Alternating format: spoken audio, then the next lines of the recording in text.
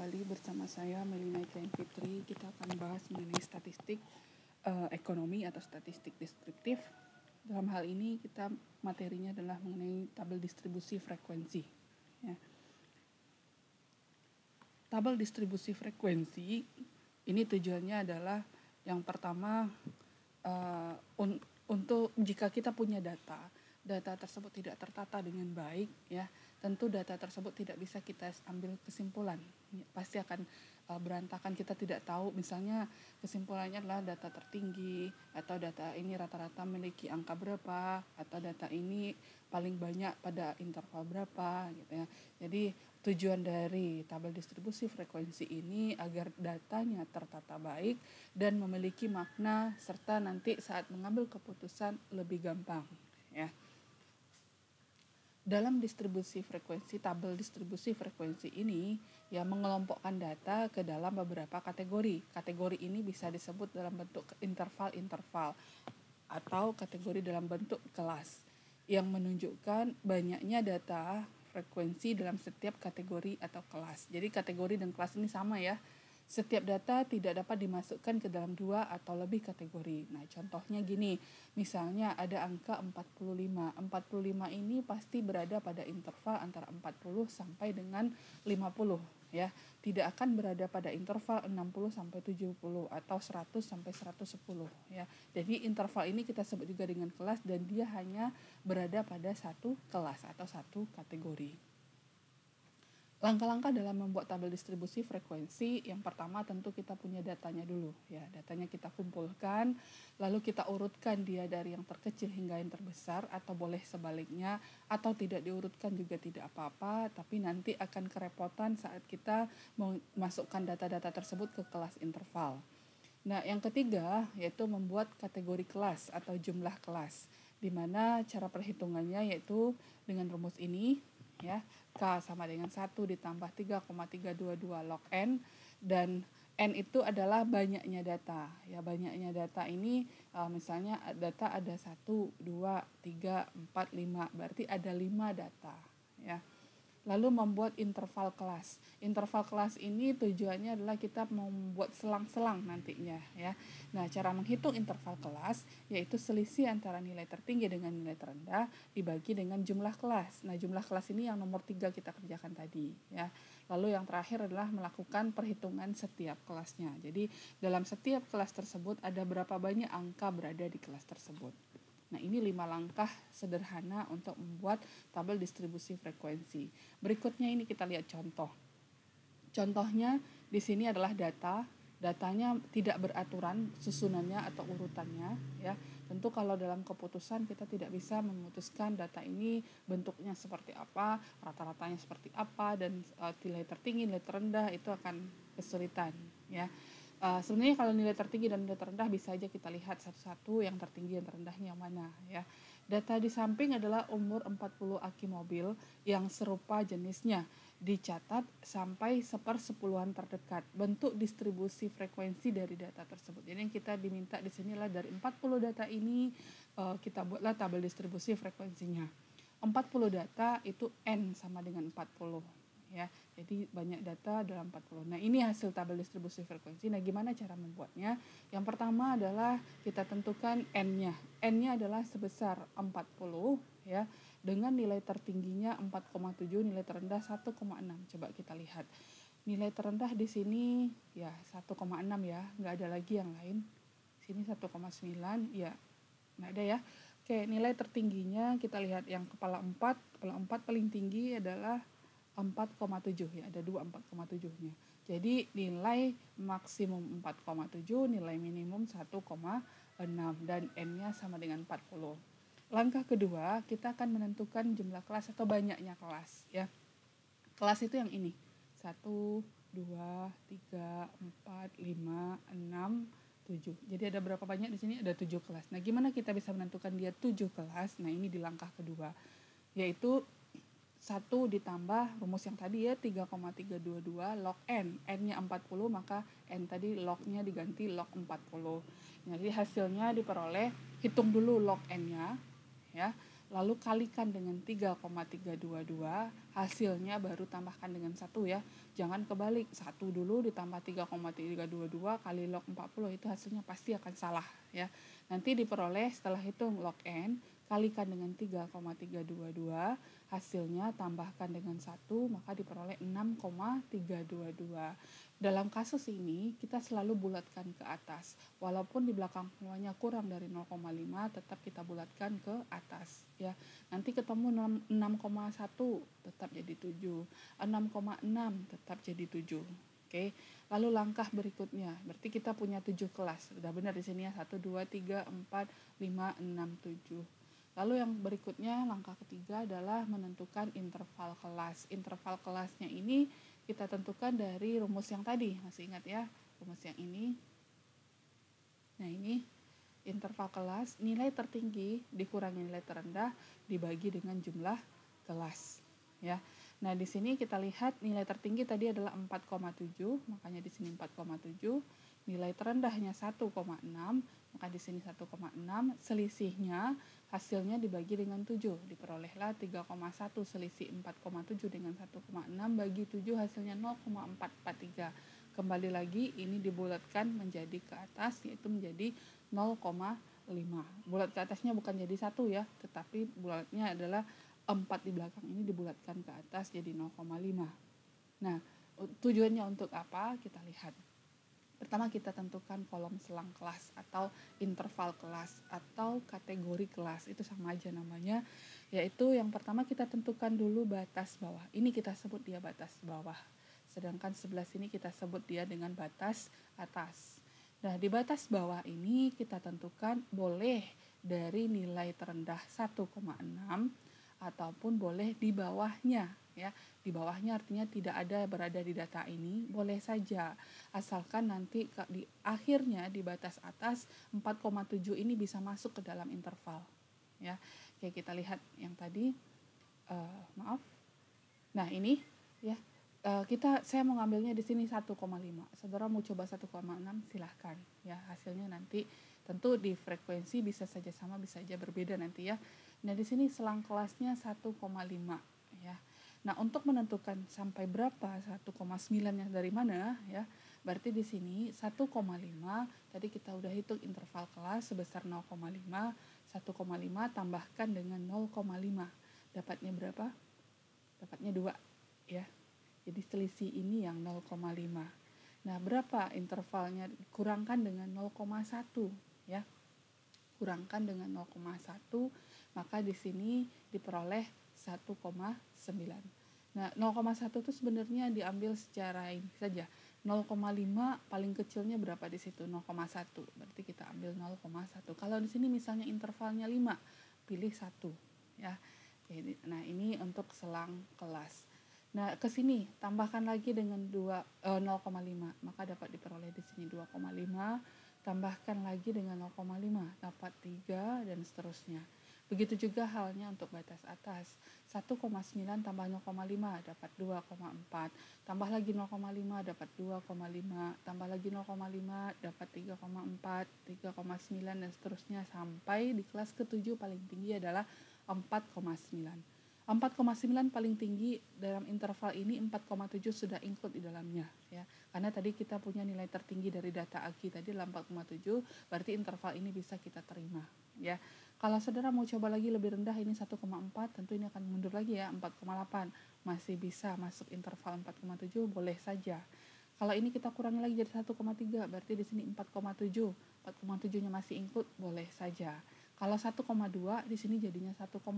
Tentu 4,7 tidak masuk, berarti interval yang tersebut yang mulai dari 1,3 itu tidak boleh.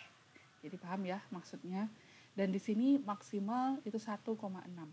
Ya, 1,6 berarti sampai 1,4 sampai 1,4 sampai 1,6 ini boleh masuk ke sini ya. Oke, kita lihat berikutnya untuk menentukan frekuensi. Frekuensi itu adalah banyak data yang berada di selang ini, di selang masing-masing kelas.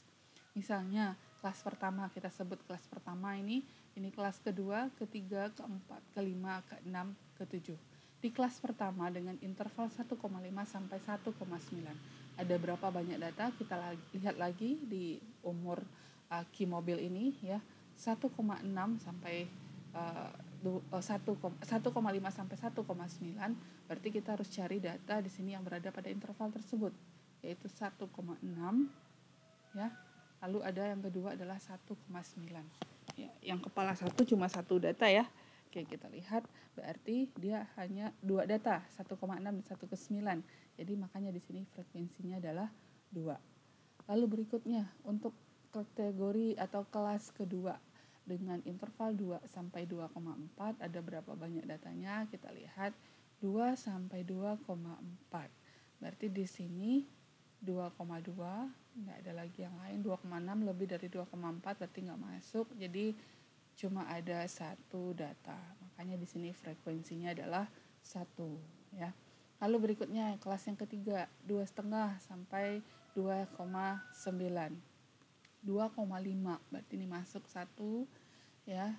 2,5, 2,6 masih masuk karena berada di bawah 2,9, berarti udah 2 data. 2,9 masuk. Satu lagi 2,6 ya. Berarti ada 4 ya yang berada pada interval tadi, yaitu di sini frekuensinya ada 4. Begitu untuk kelas keempat, kelas kelima, keenam, ketujuh. Kita kembali ke data yang tadi. Biar nggak bingung, makanya bagusnya datanya ini diurutkan dulu dari yang kecil ke yang besar atau sebaliknya. Jadi pas pengelompokan kita tidak cari-cari seperti yang tadi. Oke. Nah, di sini kita punya frekuensi atau banyaknya data yang masuk ke masing-masing kelas atau selang kelas ya. Tentu kalau kita jumlahkan seluruh frekuensi tersebut adalah sebanyak data tadi ya. Karena seluruh data kan sudah berada di kelas. Data tadi jumlahnya 40, tentu frekuensi harus jumlahnya totalnya adalah 40. Kalau seandainya berbeda dengan banyaknya n, berarti ada salah pengelompokan data-data di selang kelas tadi ya. Artinya frekuensinya ini ada yang salah ya. Nah, berikutnya kita akan menentukan tepi bawah kelas dan tepi atas kelas. Nah, tepi itu artinya kalau kita punya kamar yang bersebelahan, pasti pembatasnya adalah dinding ya. Nah, tepi ini layaknya seperti dinding ya. Pembatas antara kelas-kelas yang ada ini kelas 1 sampai kelas 7 ya. Kalau di sini kalau kita lihat pembatasnya 1,5 sampai 1,9 itu kelas pertama. Di kelas kedua 2 sampai 2,4 berarti dibatasi oleh 1,9, satu lagi adalah dengan 2. Tapi itu kan belum berada di tengah-tengah. Nah, supaya dia berada di tengah-tengah tentu selisih ini ya 2 dikurangi 1,9 yaitu berapa nih? 0,1 ya. Nah, supaya berada di tengah-tengah 0,1 maka kita harus bagi dia dengan 2, dapatnya 0,05. Jadi untuk menempatkan tepi bawah kelas, ya kalau kita gambarkan, saya coba nanti buka di sini ya. Kita lihat nanti.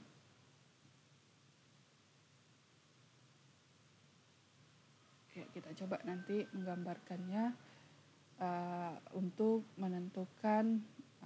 Sambil menunggu kita lanjut sebentar. Jadi kita udah peroleh tadi 0,05 ya. Ya, maka untuk tepi bawah kelas semua data batas bawah yang tadi batas bawah ini kurangi semuanya dengan 0,05 ya. Sedangkan tepi atas kelas semua batas atas bukan dikurangi tapi ditambah 0,05. Maka diperolehlah data 1,5 kurang 0,05 dapat 1,45, 2 kurang 0,05 dapat 1,95 dan seterusnya. Terakhir 4,5 kurangi 0,05 dapat 4,45. Begitu juga dengan tepi atas kelas 1,9 tambah 0,05 dapat 1,95, 2,4 tambah 0,05 dapat 2,45 dan seterusnya sampai terakhir di kelas ke-7 4,9 tambah 0,05 dapat 4,95. Jadi ini cara menentukan tepi bawah kelas dan tepi atas kelas. Oke, kita coba gambarkan kenapa dia bisa memperoleh 0,05. Nah, kita misalkan di sini tadi ya. Ini adalah kelas 1,5, batasnya di sini sampai 1,9. Lalu di sini ada 2,0 sampai 2,4. Nah, kelas ini harus kita batasi, ya. Tentu batasnya ini kita anggap kelas pertama, ini kelas kedua tadi, kita anggap seperti kamar tadi, ya. Tentu pembatas kamarnya adalah dinding. Nah, dinding itu tentu harus berada di tengah-tengah sini, ya. Supaya dia berada di tengah-tengah, berapa selisih ini? 1,9 dengan 2 yaitu 0,1. Tapi ini baru selisih keseluruhan, ya. Yang di tengah-tengahnya berapa? 0,1 harus kita bagi 2. Jadi di sini harus bagi 2. Makanya dapatnya berapa? 0,05. Ya, dapatnya adalah 0,05. Artinya apa? Jarak dari 1,9 itu selisihnya 0,05. Jarak dari 2 dengan sebelumnya dengan dindingnya juga 0,05. Makanya ini kita sebut dengan batas atas tadi ya. 1,9 berada di batas atas. Untuk tepi atasnya 1,9 tambahkan dengan 0,05 supaya sampai ke dinding tadi. Nah, untuk batas bawahnya 2 tadi, ini kan batas bawah untuk kelas kedua, 2 dikurangi 0,05 supaya sampai ke dinding batas yang tadi. Makanya di sini kita lihat tepi bawah kelas kurangi batas bawah dengan 0,05, tepi atas kelas tambahkan batas atas dengan 0,05. Oke, sampai situ semoga mengerti. Kita lanjut di kolom berikutnya adalah titik tengah kelas, ya. Titik tengah kelas kalau kita lihat di gambar tadi. Nah, ini kelas tadi ya. Ini kelas tadi. Misalnya kita ambil kelas pertama 1,5 sampai 1,9. Maka titik yang berada di tengah-tengah yaitu kita sebut dengan titik tengah kelas. Ini titik tengah kelas yang pertama, ini titik ke tengah kelas yang kedua. Kalau kita menggunakan diagram kartesius, berarti kita maju ya, angkanya pasti lebih besar dari batas bawahnya dan lebih kecil dari batas atasnya dan selalu berada di tengah-tengahnya. Nah, gimana cara menghitungnya? Cara menghitungnya bukan dikurangkan. Kalau mau dikurangkan juga boleh, atau langsung aja kita jumlahkan. Kita jumlahkan 1,5 tambah 1,9 yaitu 3,4 bagi 2. Ya, bagi 2. Maka di sini akan dapat berapa? 1,7. Oke, makanya di sini titik tengah kelasnya 1,7. Kita coba lagi yang sebelahnya, ya. Kelas kedua. Tentu jumlahkan 2 dengan 4, 2,4 ya. Maaf. Berarti di sini dapat 4,4 bagi 2. Maka di tengah-tengah ini ya dapatnya 2,2. Maka di sini titik tengah kelasnya adalah 2,2. Bu, gimana kalau misalnya diselisihkan? Boleh saja pakai logikanya. Ya, kalau selisih ini berapa? 1,9 dikurangi 1,5, 1,4 ya. Nah, selisihnya bagi 2 sama halnya dengan dinding tadi, berarti 0,4 tadi ya. 0,4 bagi 2 dapat 0,2. Maka di sini titik tengahnya adalah 1,5 tambahkan dengan 0,2. Dapatlah angka berapa? 1,7. Atau boleh sini, 1,9 kurangkan 0,2. Dapatnya 1,7. Oke. Itu untuk titik tengah kelas. Sampai ke bawah itu sama cara perhitungannya. 4,9 tambah 4,7 ya. Jumlahnya adalah 9,4. Oke. Kalau dibagi 2, maka titik tengahnya 9,4 bagi 2 dapat 4,7. Nah, ini kolom yang ini, kolom pertama dan kolom kedua itu wajib ada di tabel distribusi frekuensi. Yang lainnya itu juga ada tergantung kebutuhan nantinya, ya. Semua bagian ini akan berguna nanti untuk materi selanjutnya, ya. Nah, di sini adalah frekuensi relatif. Gimana cara perhitungan frekuensi relatif? Ya, setiap kelas memiliki frekuensi, ya. Setiap kelas pasti punya frekuensi relatif. Nah, cara menghitungnya adalah untuk kelas pertama frekuensinya adalah 2. Maka frekuensi relatifnya yaitu 2 dibagi totalnya. 2 bagi 40. Diperoleh 0,05. Kelas kedua frekuensinya adalah 1, maka frekuensi relatifnya adalah 1 dibagi 40, maka dapatlah 0,025.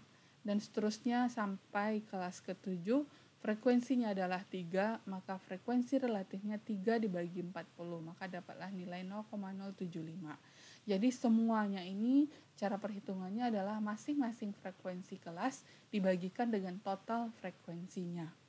Dan harus jumlah terakhirnya adalah 1. Kenapa?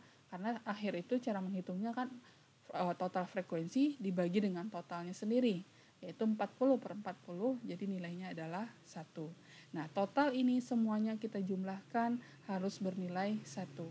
Seandainya tidak bernilai 1, berarti ada salah perhitungan. Paling tidak salah perhitungan dalam frekuensi tadi. Oke, nah ini persentase frekuensi relatif. Artinya frekuensi relatif tadi kita jadikan persen. Ya tinggal kalikan masing-masingnya dengan 100%. Ini persennya nggak saya tulis karena saya udah tulis di atas kolom. Ya, 0,05 dikali 100% dapatlah 5%. Dapat 2,5%. Cara perhitungan dengan kali-kali 100 atau kali 1000 dan segala macam itu sangat gampang, nggak usah pakai kalkulator. Ya, kalau kali 100 berapa angka nolnya? Ada 2 angka nolnya di 100, maka komanya geser aja 2 kali. Ya, 1, 2, maka dapat nilai angka 5, makanya di sini 5. Ini juga geser aja 2, 1, 2, dapat 2,5. Jadi nggak usah kalkulator ya. Dan ini juga 1 ya, 1 kali 2, 1 kali 100 ya, berarti geser komanya menjadi 100. Ya, total seluruh persentase tentu menjadi 100%. Karena kalau kolom ini sudah benar, kolom ini sudah benar awalnya, ini pasti akan benar ya. Asalkan perhitungan pembagiannya benar ya, dan ini juga akan benar. Nah, ini berikutnya distribusi frekuensi untuk kolom frekuensi kumulatif. Frekuensi kumulatif itu adalah, kumulatif itu maknanya adalah jumlah, ya, jumlah dari data awal totalnya ya. Nah, frekuensi kumulatif ini ada 2, ada yang kurang dari seperti yang di tabel ini, satu lagi ada yang lebih dari ya. Ini kita bahas yang kurang dari. Yang lebih dari nanti bisa saudara kerjakan. Yang kurang dari mana dapatnya angka-angka ini ya? Itu berasal dari tepi kelas. Tepi kelas mulai dari tepi bawah kelas dari tepi bawah kelas yang paling kecil hingga tepi atas kelas yang paling besar. Angka ini sama ya, jadi cukup sekali aja kita tulis ya. Berarti angka ini kita tulis semua ya, terakhir tambahkan dengan 4,95, atau boleh angka ini kita ambil yang awalnya 1,45 lalu tulis ini semua ya. Awal 1,45, 1,95, 2,45, 2,95, kita lihat di sini. Nah, ini ya 1,45, 1,95, 2,45 dan seterusnya sampai tepi atas yang paling tinggi 4,95. Nah, gimana cara menentukan frekuensi kumulatif? Oke, kita lihat. Ada kata-kata batas kelasnya ini adalah kurang dari 1,45. Artinya kita harus menghitung berapa banyak data yang kurang angkanya atau nilainya dari 1,45. Pasti nggak ada kan? Karena nilai terendah kita tadi berapa? 1,6. Tentu 0. Nggak ada data yang berada di bawah 1,45. Ya. Makanya di sini frekuensi kumulatifnya adalah bernilai 0. Lalu berikutnya yang kurang dari 1,95.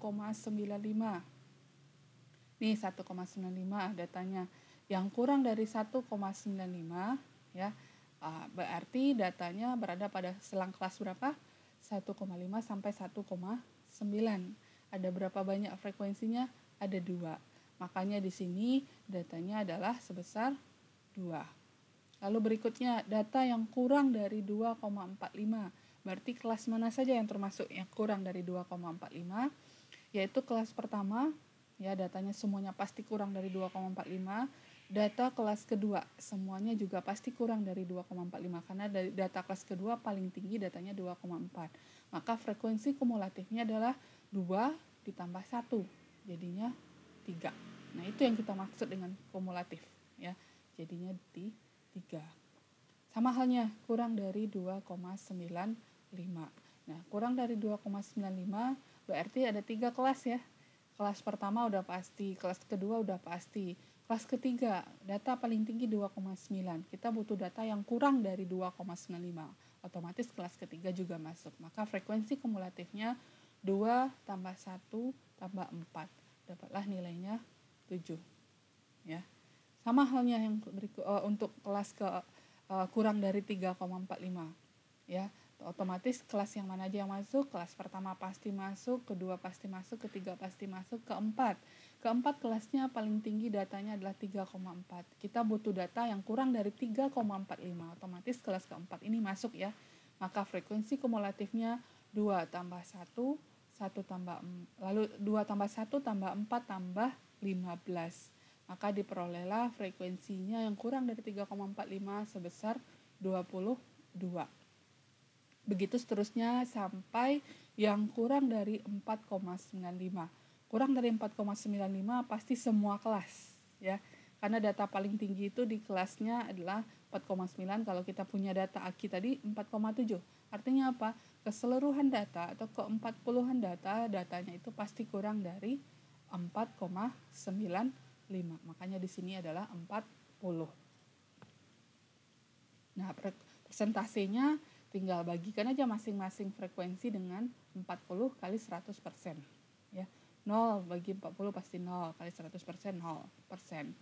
2 per 40 yaitu 0,05, dibagi kali 100% dapatlah 5%.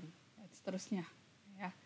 Sampai terakhir 40 per 40 kali 100% dapatlah 100%. Itu yang kurang dari. Nah, gimana kalau lebih dari? Saya kasih contoh dulu ya.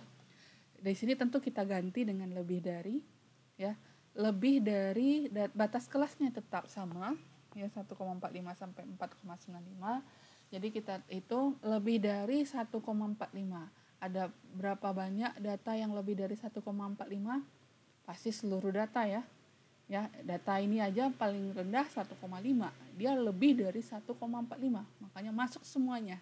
Jadi berapa banyaknya adalah 40 data. Lalu misalnya satu lagi, di sini pasti nilainya 40. Ya, kebalikan daripada yang kurang dari. Kalau kurang dari di bawahnya yang 40. Lalu berikutnya lagi, lebih dari 1,95. Maka di sini yang lebih dari 1,95, kelas pertama pasti nggak akan masuk. Karena datanya kurang dari 1,95. Maka yang lebih dari 1,95 tentu data yang di bawah ini. Ya, yang kelas kedua, 3, 4, 5, sampai kelas ke-7. Jumlahkan frekuensi masing-masing kelas tersebut mulai dari kelas kedua sampai kelas ke-7. Atau boleh hitung total kelas, itu total frekuensi dikurangi kelas pertama. 40 kurang 2, maka dapatlah nilainya 38. Nanti di sini angkanya akan berupa 38. Sama halnya 2,45 lebih dari 2,45. Berarti datanya kelas pertama pasti tidak masuk karena datanya 1,5 sampai 1,9. Kelas kedua juga tidak akan masuk karena paling tinggi datanya 2,4. Kita butuhnya data yang lebih dari 2,45. Tentu yang masuk adalah kelas ketiga sampai kelas ke-7. Jumlahkan frekuensi kelas ketiga sampai 7 atau boleh total frekuensi kurangi 2 kurangi 1. Maka di sini frekuensi kumulatifnya menjadi 37. Sampai nanti di akhir lebih dari 4,95. Tentu ada nggak data yang lebih dari 4,95? Nggak ada. Pasti nilainya adalah 0, karena data kita juga tadi paling tinggi adalah 4,7 ya. Berarti di sini di frekuensi yang terakhir yang lebih dari 4,95 akan bernilai 0 ya. Jadi kebalikan dari yang kurang dari tadi. Kalau kurang dari 0-nya di atas, kalau lebih dari 0-nya di bawah. Kalau kurang dari 40-nya berada di bawah ini yang 4, sedangkan yang lebih dari 40-nya mulai di atas. Untuk menghitung persentase sama, masing-masing frekuensi kumulatif dibagikan dengan totalnya. Berarti di sini yang 100%, di bawahnya yang 0% untuk yang lebih dari tadi. Nah, ini definisi kita ulang sedikit. Frekuensi kelas itu adalah banyaknya data ya yang berada pada kelas tersebut. Ya, kita lihat tadi, ini frekuensi kelas, banyaknya data berada pada kelas-kelas ini ya. Lalu berikutnya batas kelas itu nilai terendah dan tertinggi dari kelas. Nah, yang mana tadi batas kelas? Nah, batas kelas yang ini ya. Ini batas bawah. Semuanya kita sebut batas bawah. Sedangkan ini kita sebut dia batas atas. Lalu berikutnya tepi kelas. Nilai batas antar kelas ya. Yang tadi kita hitung. Nah, ini nilai tepi kelas, nilai batas antar kelas. Pasti akan sama, ini ya. Nilai tepi kelas ini ya. Pasti nilai ini akan sama. Ya, nilai ini akan sama, ini akan sama. Oke. Itu yang kita sebut dengan tepi kelas. Yang perhitungannya dengan ini tadi ya. Nah, ini yang tepi kelas. Oke. Berikutnya. Nilai tengah kelas. Nilai tengah kelas itu adalah nilai yang berada di tengah-tengah interval. Ya, yang kita hitung tadi. Ini kita sebut dengan nilai tengah kelas. Ya, ini intervalnya 1,5 sampai 1,9, maka di tengah-tengahnya itulah yang kita sebut dengan nilai tengah kelas, yaitu 1,7.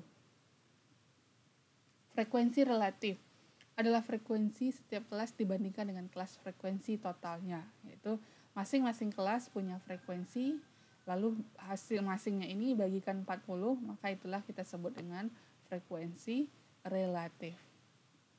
Frekuensi kumulatif adalah barusan yang kita bahas ya, penjumlahan frekuensi pada setiap kelas, baik yang meningkat atau kurang dari. Meningkat ini nanti di gambarnya akan kelihatan meningkat untuk kurva yang kurang dari.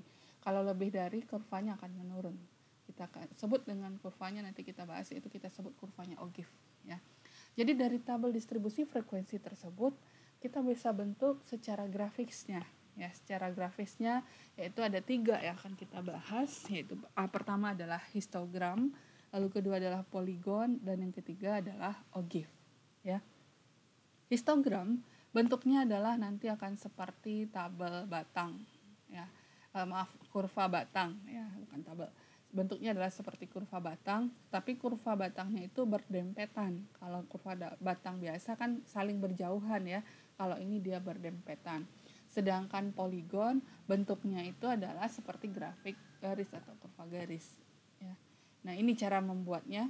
Ya, silahkan saudara baca nanti di modul kelas daring kita, itu udah bisa di-download. Oke. Nah, ini bentuk histogram. Ya, ini adalah kurva batang tadi. Saling berdempetan, ya, saling berdekatan dia, saling menempel, ya. Nah, gimana cara menentukannya?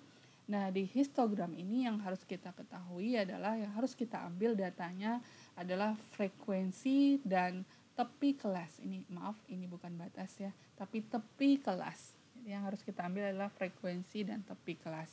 Nah, untuk yang bagian garis horizontal itu kita pakai adalah tepi kelas, sedangkan yang untuk vertikal kita pakai data frekuensi. Misalnya, yang pertama harus kita buat dulu yang horizontal ini adalah tepi kelasnya ya.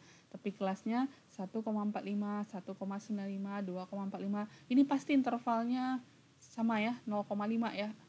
0,05 maaf. Ini juga interval yang kita hitung tadi berapa? Coba kita lihat. Maaf. Nah, ini intervalnya 0,5 ya. Pasti selisihnya ini 0,5. Ini 0,5, ini 0,5, ini juga. Ini juga selisih ke bawahnya masing-masing 0,5.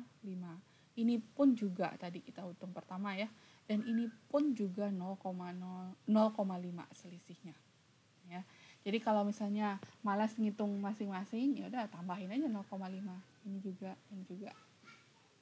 Oke. Nah, itu kali yang tadi. Nah, setelah dibuat masing-masingnya, ya, setelah dibuat tepi kelasnya sampai 4,95, lalu kita buatlah batangnya.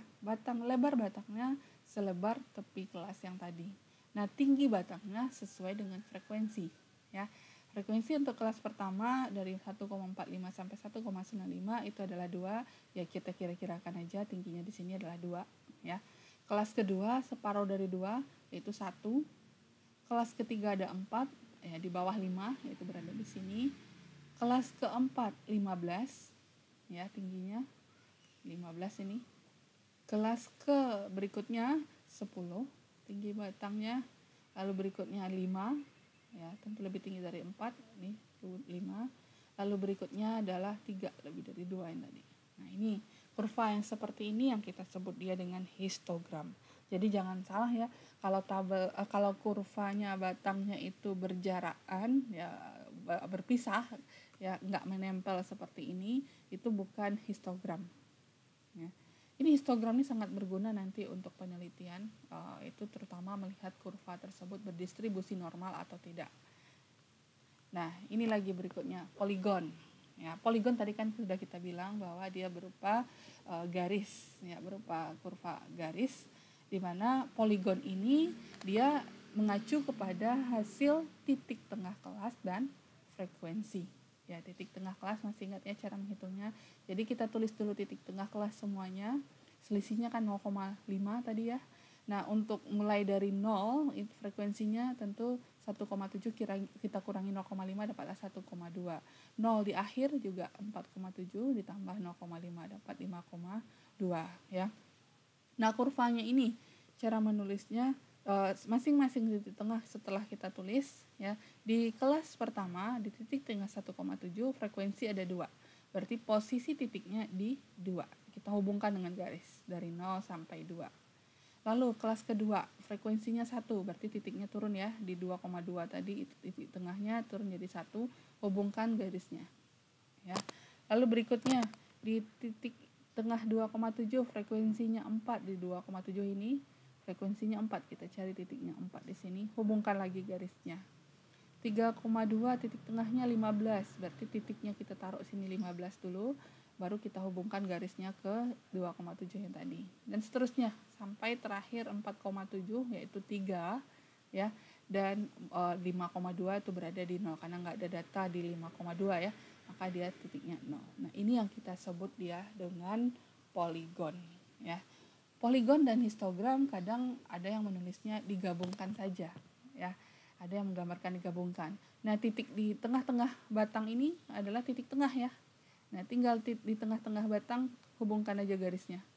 Lalu di sini hubungkan garisnya. Nah, ini kita sebut dia poligon dan histogram yang bergabung tadi. Nah, di sini nanti 0 ya. Dan di bagian tengah ini juga akan 0 di 5, berapa tadi? 5,2 ya.